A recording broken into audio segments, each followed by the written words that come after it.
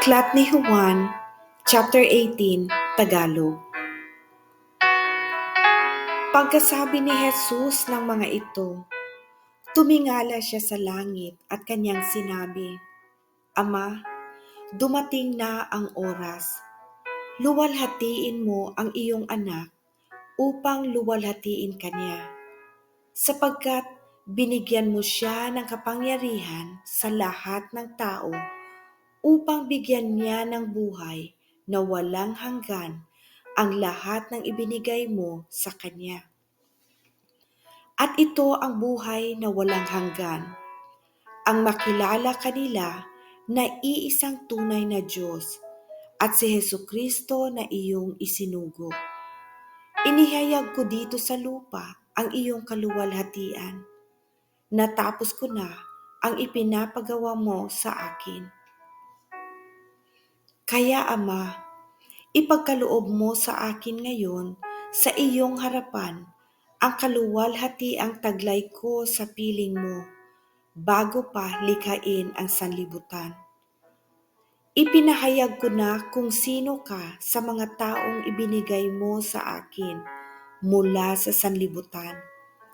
Sila'y iyo at ibinigay mo sila sa akin at tinupad nila ang iyong salita.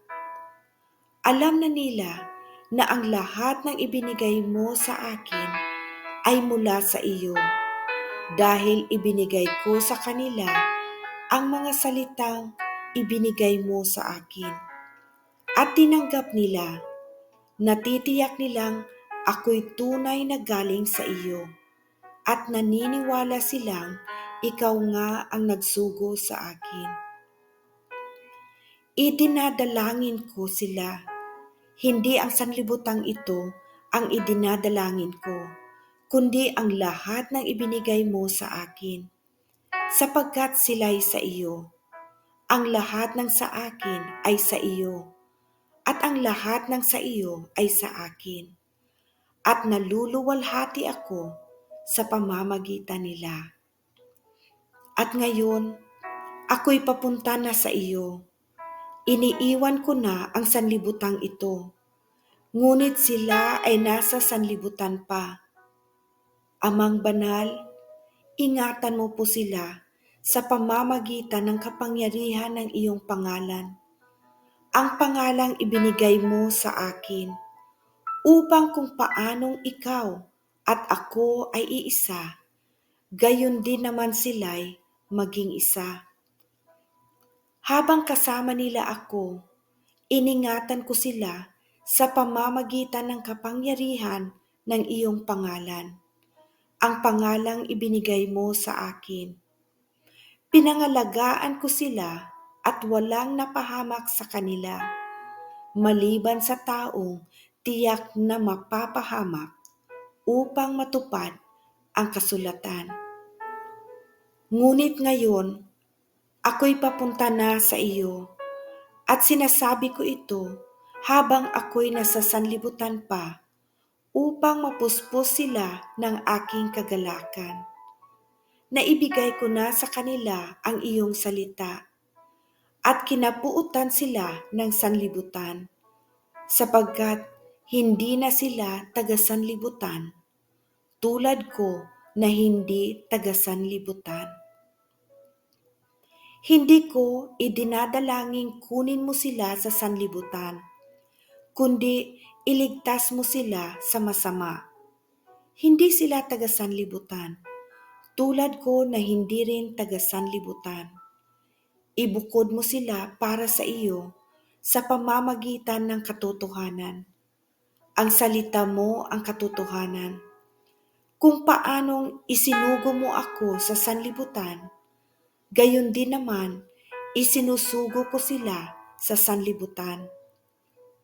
At alang-alang sa kanila'y itinalaga ko ang aking sarili para sa iyo, upang maitalaga rin sila sa katotohanan.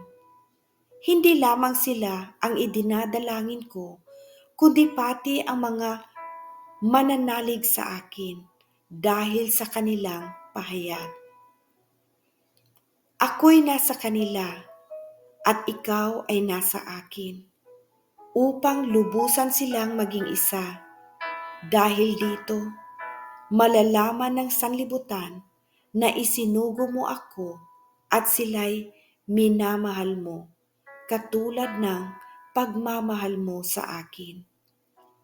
Ama, sila na ibinigay mo sa akin ay nais kong makasama sa kinaroroonan ko upang mapagmasdan nila ang kaluwalhatiang ibinigay mo sa akin, sapagkat minahal mo na ako bago pa nilikha ang daigdig. Makatarungang Ama, hindi ka kilala ng sanlibutan, ngunit kilala kita at alam rin ng mga ibinigay mo sa akin na ikaw ang nagsugo sa akin. Ipinahayag ko na sa kanila kung sino ka at patuloy ko itong ipapahayag upang ang pagmamahal mo sa akin ay manatili sa kanila at ako ay manatili rin sa kanila. Ibinibigay ko ang papuri at pagpapasalamat sa Panginoon, gayon din sa kay Jesucristo na ating tagapagligtas. Amen. God bless you po sa lahat.